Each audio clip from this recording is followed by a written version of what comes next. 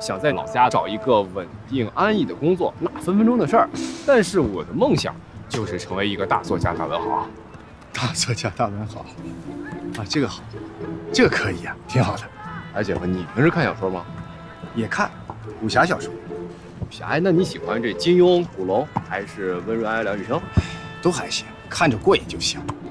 这金庸的小说呢，就是各种绝顶武功之间的对决，还有这江湖各种门派势力之间的对决。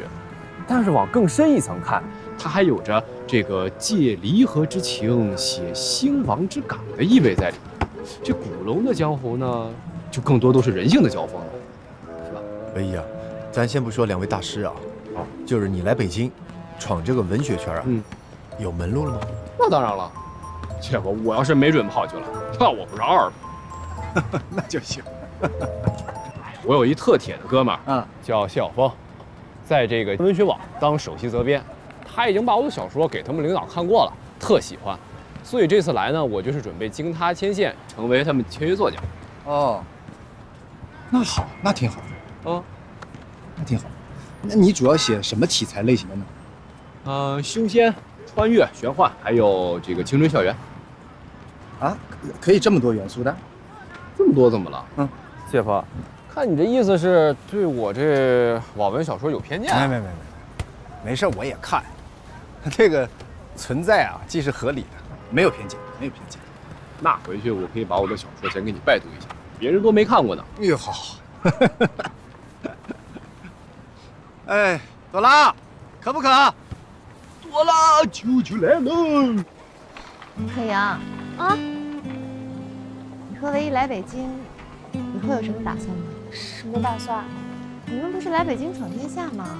那有什么计划吗？哦，计划呀，计划就是跟着唯一，他说干嘛我就干嘛。那你不工作不上班了吗？工作？我没想过哎，我就想支持唯一做他喜欢做的事情。没事吧，妹妹？你刚大学毕业，你就要把你后半生的幸福压在宋唯一一个人身上吗？你觉得他能扛得住吗？哦，就算他能扛得下来，那你也不能跟社会脱轨啊。哦。买吃的吧。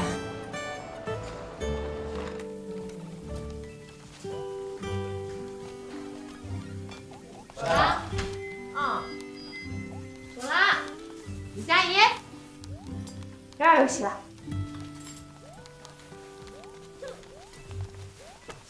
过来，我陪你玩。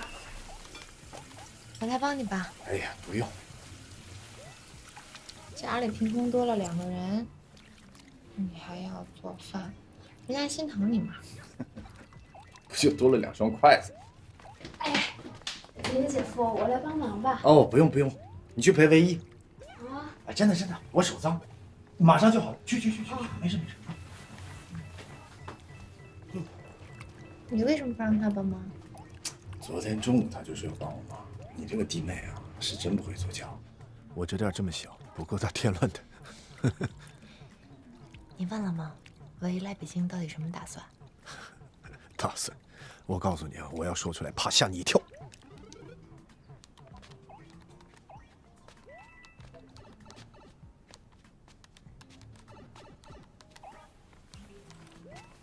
咋了，姐？聊会儿。你等我打完这关吧，马上。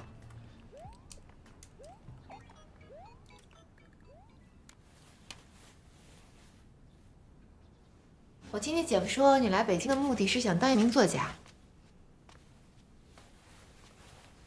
姐，我更正你一句啊。哦。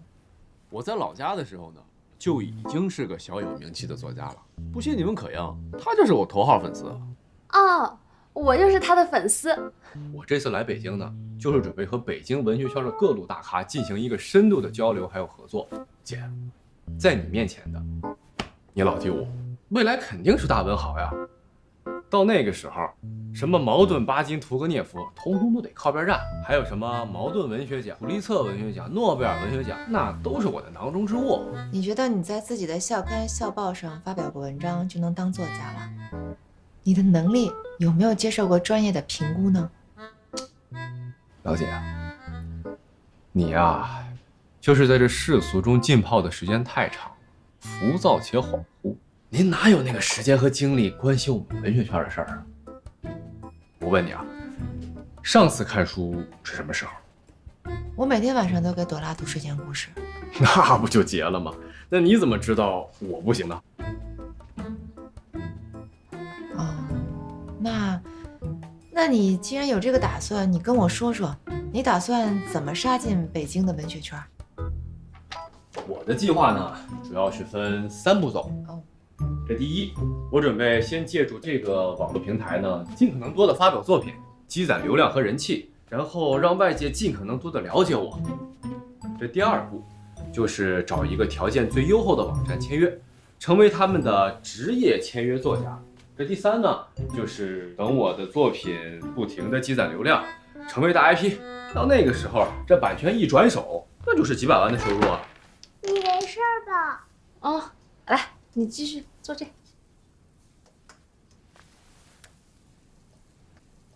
你确定文学网会请你？姐，我要是连这点把握都没有，我就敢直眉瞪眼的来北京。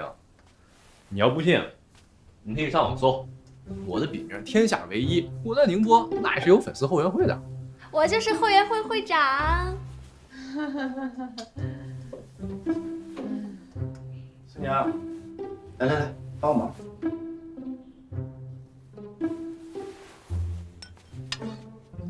叫我干嘛？是不是觉得很不靠谱？这谁知道啊？我也没混过文学圈，反正你弟弟呢，是非常的自信的。我都不知道他哪来的那么大自信。我告诉你啊，你可千万别打击他，埋人成事了，你都不好做人，啊！我怕他在北京撞得头破血流。哎呀，那也未必。万一说你弟弟真的有才华，是一个文学巨星，就在咱家这弹丸之地冉冉升起了。我发现有时候你挖苦人的能力真不是一般盖的。我这是褒义的啊。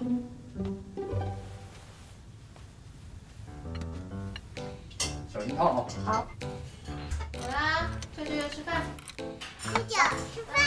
来了，吃饭了啊！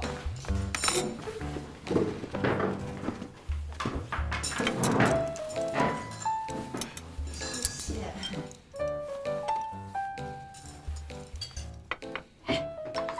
姐夫还没上桌呢。一家人哪那么多讲究？是不是朵拉？没事，一家人妈，你们吃。孙娘，我出去一趟啊。你干嘛去？哎，我给我爸妈送点礼物。你早说呀，早说就我做饭了。就你这手艺，朵拉也不爱吃，是不是朵拉？我喜欢吃爸爸做的饭。哎呀，我闺女有品位啊！我拿衣服去。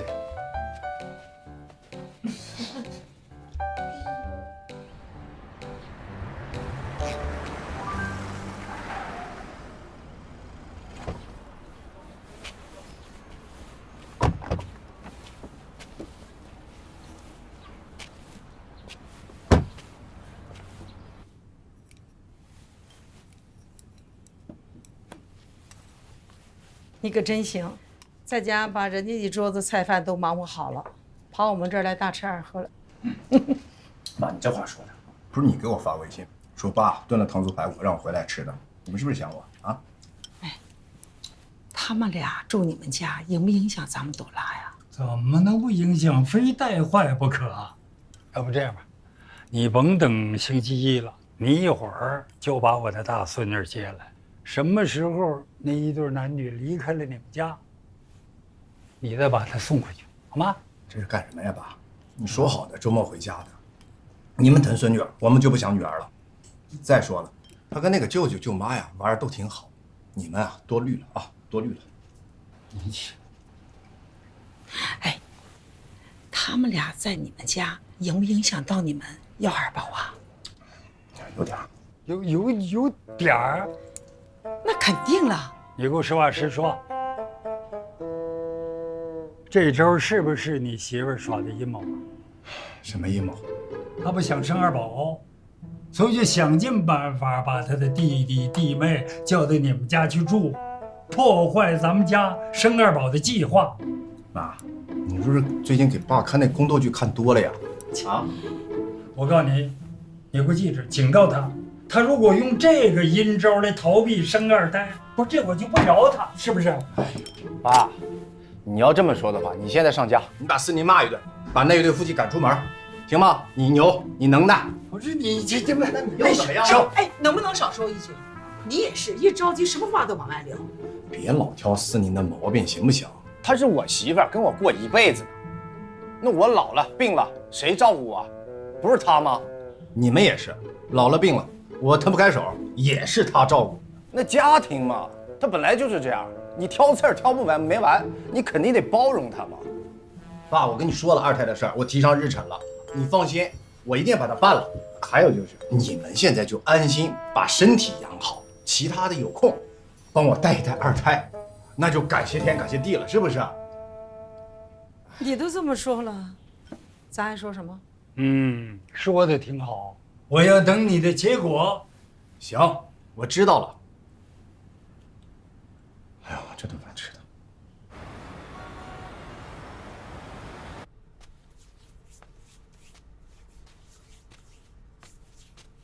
你今天回家，爸妈没说什么吧？哦，没说什么呀？我爸让我回家吃糖醋排骨了。哦，是吗？那就好。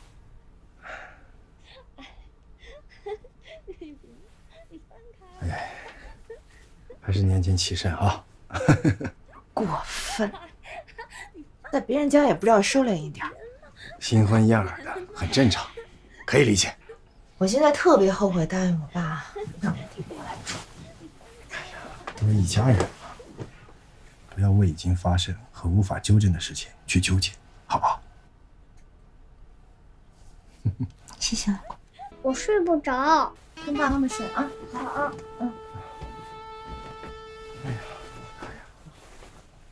你居然可把爸给吓着了。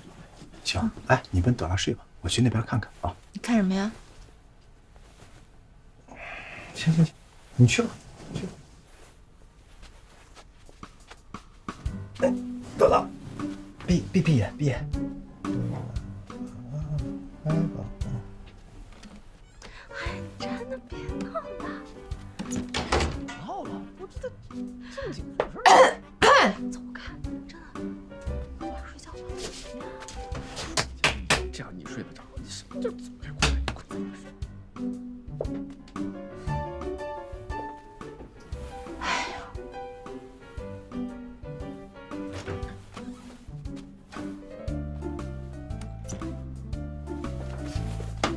你要干嘛？没动静啊。我都敲了好几遍了。有完没完？哎呀，思宁啊，你明天跟你弟说一声，啊，这朵拉回来的时候，让他们收敛一点。我都想让他们现在走。这不现实，自己扛下的锅，含泪也得背下去。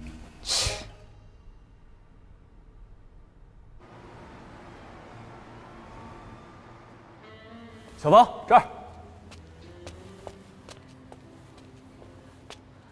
哟，伟爷，这是可盈吧？可盈是你叫的吗？你不得叫嫂子？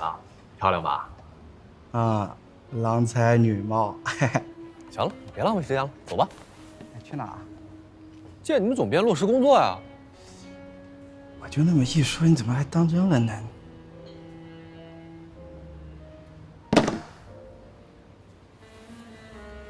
你什么意思？伟爷，就这事儿吧，实在抱歉，哥给你吹了点小牛啊。什么牛？其实我根本不是什么首席主编，我就一普通小编辑，而且上个月我被开了。你大爷的校服，你怎么能吹这种牛呢？你这不是骗人吗你？就是啊，我一这么相信你，我们为了来北京，还跟家里人都闹翻了呢。我本来就是为了面子好，我没想到你真能来呀。哎，那我上个礼拜给你打电话说我到北京了，你怎么不跟我说实话呢？我觉得还是见面说比较好。行，小峰你行啊，你就跟我说，我写的东西你给你们总编看了没有？我真递给他了，这至于看没看，我还没来得及问，就被开了。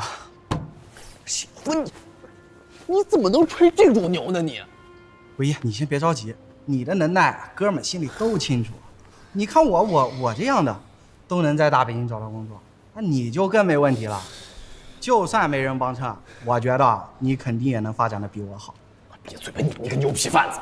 哎，伟业，等我一下。可中计了，就是个骗子，骗我来北京，把自己吹得跟网站 CEO 似的，这就是个骗子。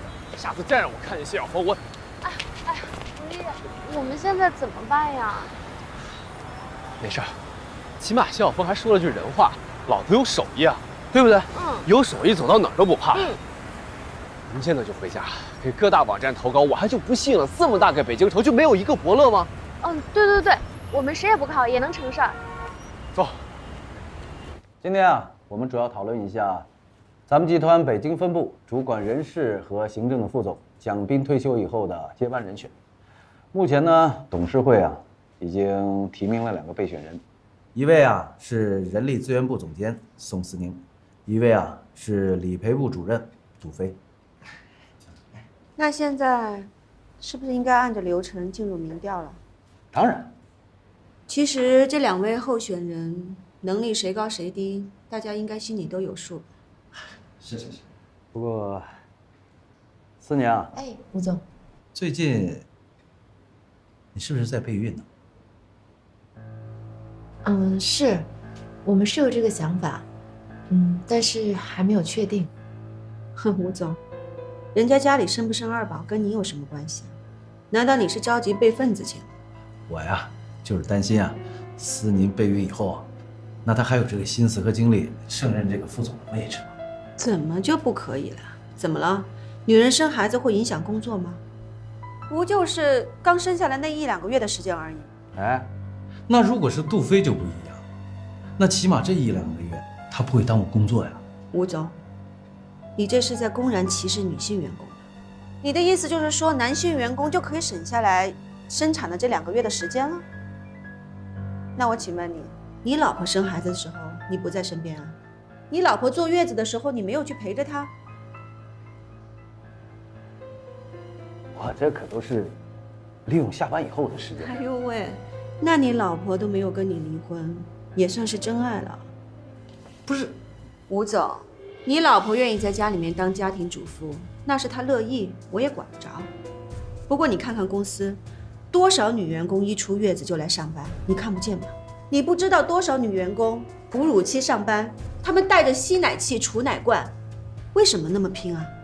不就是为了堵住你们这些大男子主义的嘴吗？我们都已经做到这个份上了，你还拿这些当理由、当借口来抨击别人？吴总，难道你是想激起公怒吗？不是陈总，我就是随口那么一问。您这随口一问，恐怕有点太失您的身份了吧？吴总，我们可以进入到下个议题吗？当然，继续吧。啊，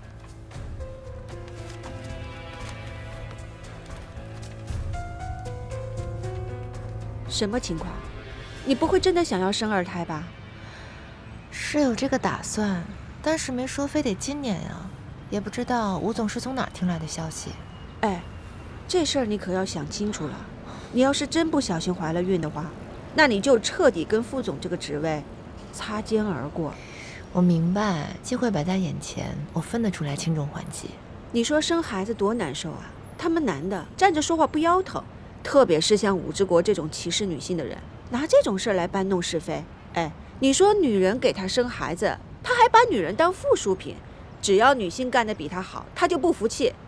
所以我告诉你，你一定得想清楚，不要让这些人找到你的空子啊！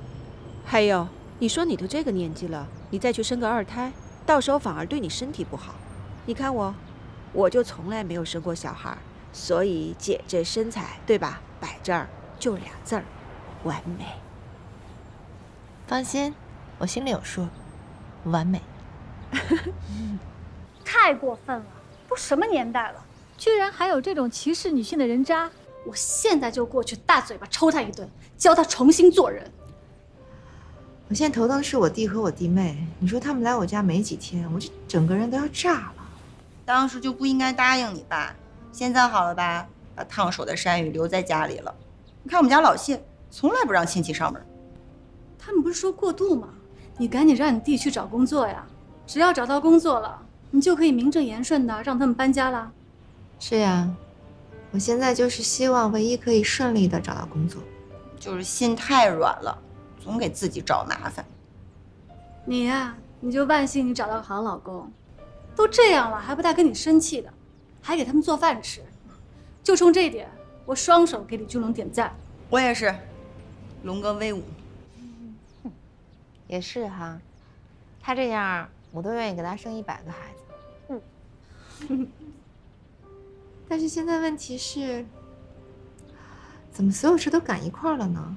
你说我弟和我弟妹来北京找我，然后公司呢又是竞争这个副总，而且竞争已经到了白热化。哎呀！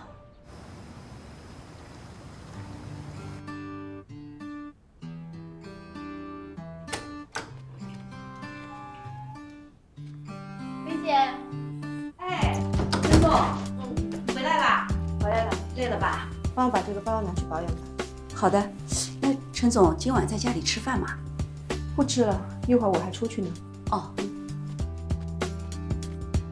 我说宋英啊，你和老关这日子过得也太什么？太丧偶式了吧？哎，你这话说的，我并不认为我们是丧偶式，我觉得我们应该算是幽灵式。你说没这个人吧，整天呢什么太太、丈夫这些头衔呢，又围着我俩转。你说要是有这个人呢，哈哈，那我们整天也是见不着遇不见，明白了吗？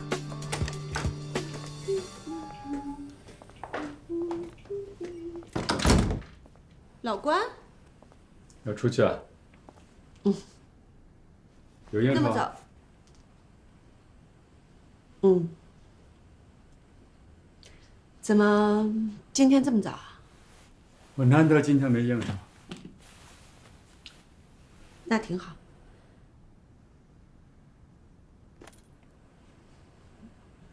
那要没什么事儿，我先走了啊。能占你1分钟的时间吗？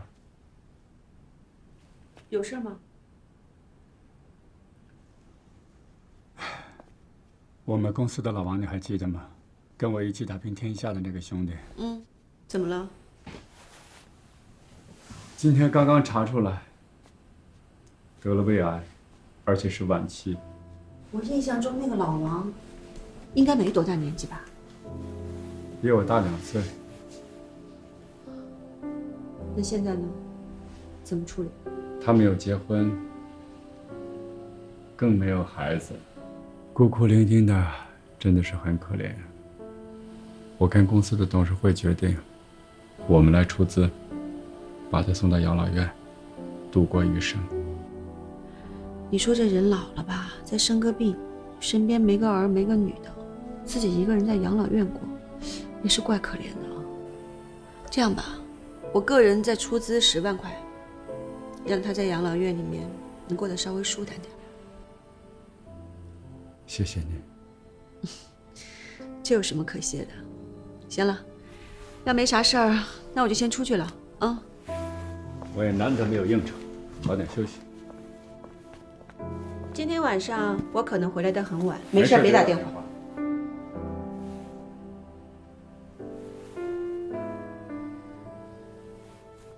我走了。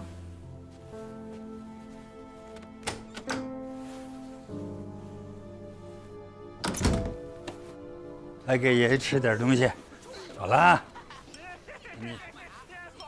哎呀，走了。来，快吃点。对，不吃也不高兴了啊！别再追着朵拉喂饭了，她都5岁了。你爸不累，他还愿意。孩子都吃一口，长得又高又漂亮，多好啊！没事，难得一次嘛啊！这女孩就得娇生惯养啊，是吧？公主嘛，是吧？不吃东西，咱们怎么长大呀？哎，思明啊，你弟弟弟妹还打算在你们家住多久啊？他们来北京找工作，估计来我们家就是过渡一下。那他们在这住不影响你们生二宝吧？哎呀妈，不是说了吗？不提这事儿。我问问还不行啊？你这老问。妈，是这样，我们公司最近在竞选副总这个职位，那等一切尘埃落定之后呢，我就会和俊龙要二宝。真的啊？爷，这是，哎呀，思念真的假的？你没跟我说呢？因为之前都是谣传嘛，那今天在例会上刚好提了。哎呀，这太好了！爸，你听见没有？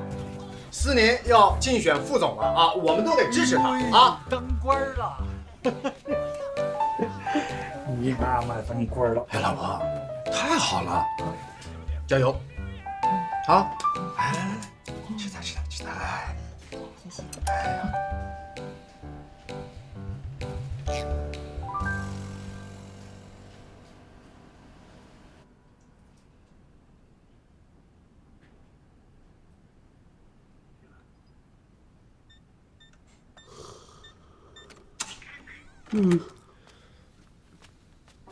接一点话。哎。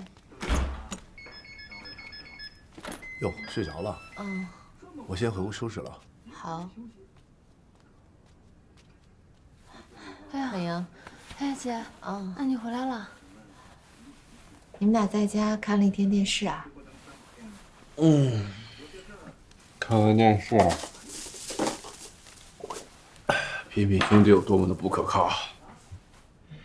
我知道你被朋友虚晃了一枪，心里难受，但是你也不能整天在家待着呀。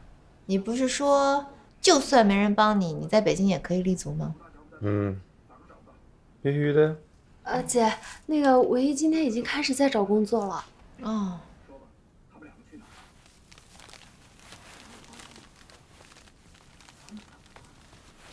姐，我已经把我的小说给各大文学网站都投稿了。所以呢？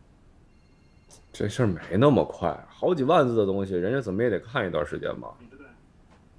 那你觉得人家什么时候能给你回复？快的话3、5天，慢的话就得个把礼拜了吧。希望能有个好消息吧。不是希望，是肯定会有好消息的。林马。好，姐等你的好消息。我先回屋了。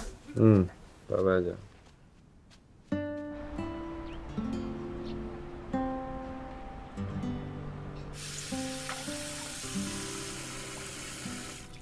怎么会这样？唯一，怎么了？听听文学网和据点阅读网给我退稿了，这不科学啊！他们有给退稿理由吗？就说你的稿件未被录用，连退稿理由都不给啊！我还以为这两家全国最大的文学网站编审有多厉害呢，怎么做事也这么敷衍草率？怪不得最近点击量上不去呢，该。唯一，这不就才2家吗？万一还有别家欣赏你呢？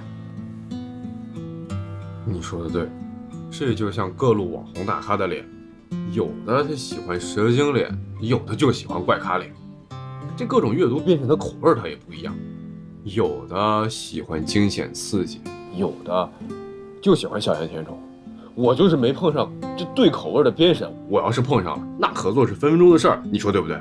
对，我就觉得你写的都特别棒，每一篇我都特别喜欢。还是我宝宝最好了。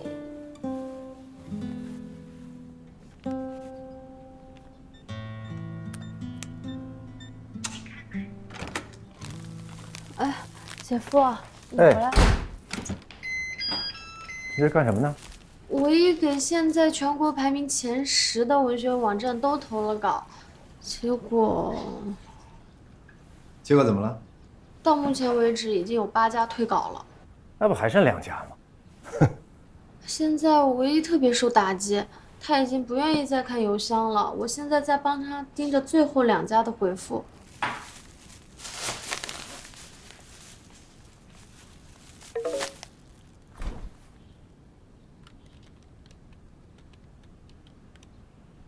退稿的原因是什么呀？无非就是这个写作内容不是他们网站的风格。哎，这有点太敷衍人了。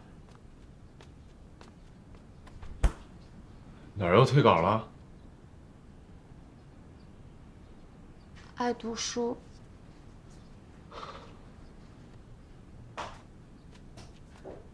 哎呦，你别这样，这不还有锦绣书城吗？这些不识货的，早晚有他们回来求我的那一天。到那个时候，我都不爱搭理他们。哼，不会吧？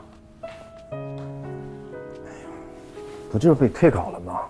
怎么这点承受能力都没有呀？以前唯一在我们老家的时候，从来没有被退过稿。他写的东西，谁看了都说好。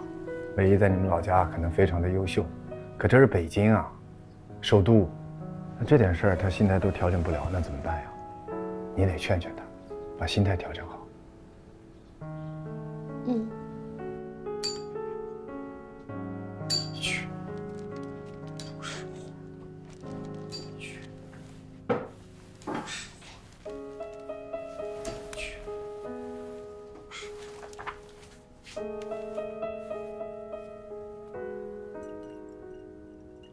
干嘛呀？受了点打击就借酒消愁啊？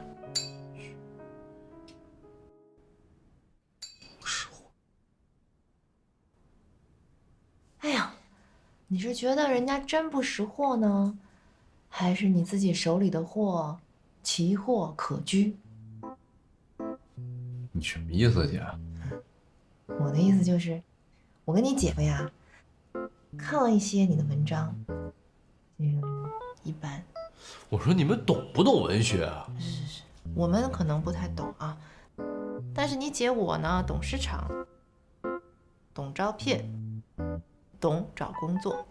你想说什么呀？你知道的北京岗位竞争有多激烈吗？每年的大学应届毕业生就有几百万，可心的工作呢就那么几千，你算过几率吗？你想就这样坐在家里等着好工作来找你，怎么可能呢？那我能怎么办呀？你怎么办？你主动出击呀！没有机会，咱们就制造机会，自己去寻找那块奶酪。你说的倒轻巧，我怎么主动出击啊？看，姐呢给你做了一份个人简历，我们就靠它上门应聘。上门应聘？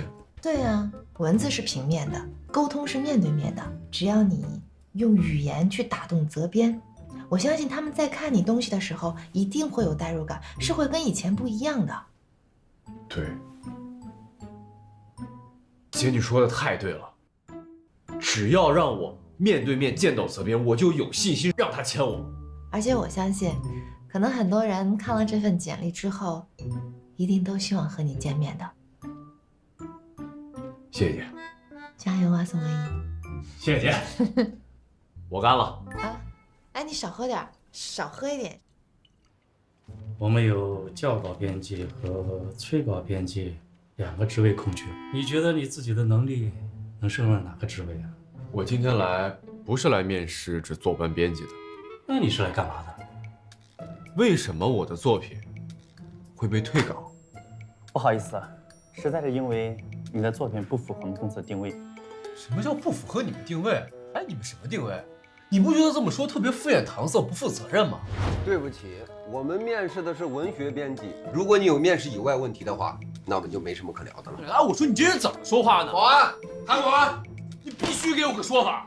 哦，你是来讨说法的。我这部《霸道总裁之修仙学院》怎么了？这个是集玄幻、穿越、权谋于一体的一部作品，它为什么会被你们退稿啊？已经过时了。过时？过时？这东西过时？这些东西过时？过时？你们他妈到底有没有品位？过时？我过时？过时？干嘛呀？过时？这都是过时的东西，还留着有什么用？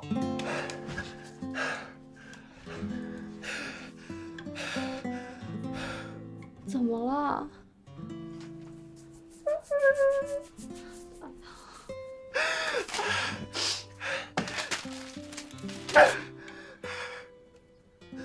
我一开始确实听了我姐姐我的话，我好好去面试去上班，可是去到路上我越想越不甘心。我写的东西怎么了？我必须得为我写的东西讨个公道吧？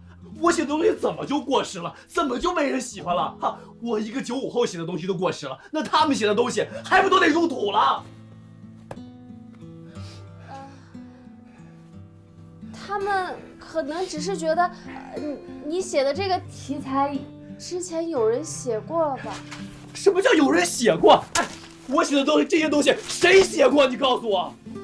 哎，你不是看过我的东西吗？我写东西不好吗？你不还说好来着吗？你当时不是还说看到感动的地方你还哭了吗？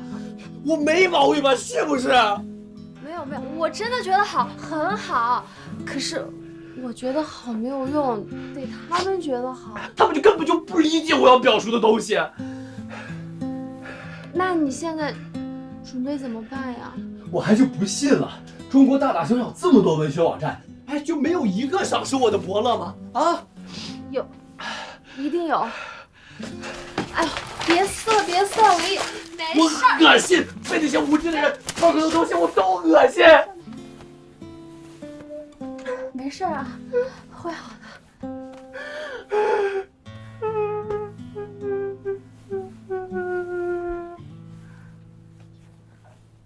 他的心理承受力这么差吗？面试官随便怼他几句他就急了。姐，唯一成绩一直都特别好，在学校他简直是风云人物。也就是说，从小没有受过什么打击，抗压能力不行。我觉得他还需要时间去适应。我觉得他那些幼稚的想法有点异想天开。姐，你能再帮我们找找关系吗？哎呀，我说实话，我真的不认识什么文学圈的人，我只能帮你们问问。好，谢谢姐。不客气。不过可英，我觉得你应该找一份工作。我吗？哎，你大学学什么专业的？我学的是艺术类专科，学钢琴的。专科啊？嗯。姐，你说我这个专业在北京好找工作吗？这个我不好说。姐，不然你也帮我做一份漂亮的简历呗。可以啊，到时候你把你资料发给我吧。好，谢谢姐姐。这边看看。夫人。夫人来了。你看一下弟妹的个人简历怎么样？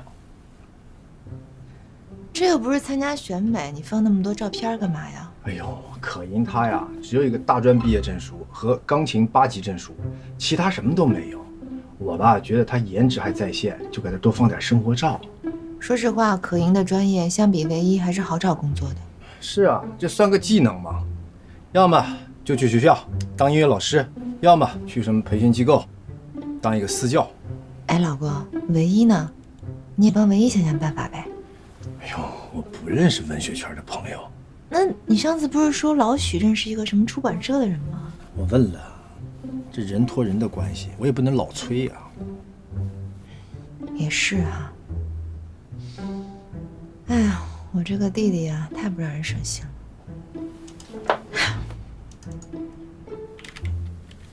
哟，哎呀，许哥，哎，金龙，哎，怎么有事儿啊？啊，那个，上一次我不是让你帮我小舅子找那个王社长的事儿吗？有消息吗？哦，我想起来了，嗨，我那个哥们儿他出国度假去了，我给他发消息，好久才回我，告诉我现在不方便，等他回来再给我们办。怎么？你很着急吗？倒也没有，随便问问。你放心吧，我记着呢。他一回来，我马上给你办，好吧？徐哥，那这事儿我就先谢过了啊。你忙着，你忙着。好嘞。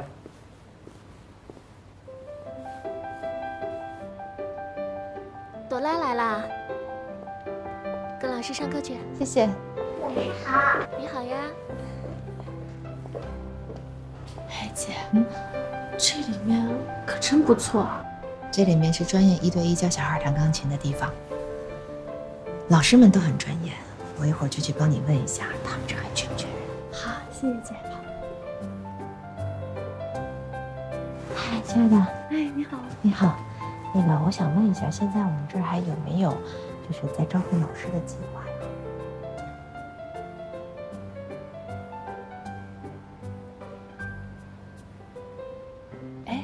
哎，怎么样啊？他们说他们这儿暂时不缺人。啊，好。没关系啊，反正你这2天就保持手机畅通，万一有其他公司让你去面试呢。嗯，好的，姐。走，我们去等朵拉。师兄，我弟妹的这个事情，您真得帮帮我。哎，你也别太着急，艺术类方面的本来就不太好作业。啊，是。那如果是实习期，工资低点也没问题。那我把他资料挂在我们招聘网站的首页，如果有感兴趣的呢，就会直接和他电话联系，或者视频面试，这样行吗？好的，好的。谢谢师兄，没事，谢谢啊。